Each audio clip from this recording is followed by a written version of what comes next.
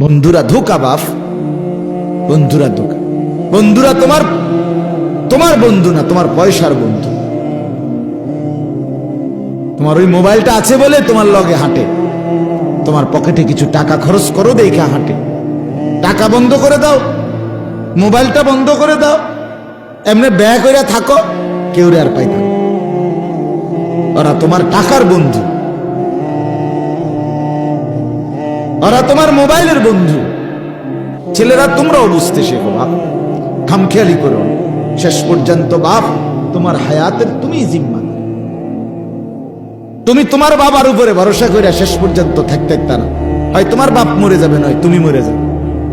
একসাথে মৃত্যুর সম্ভাবনা কম।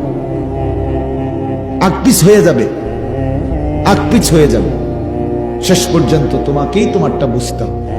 নিজের ভালো বোঝা দরকার, নিজের কল্যাণ বোঝা দরকার।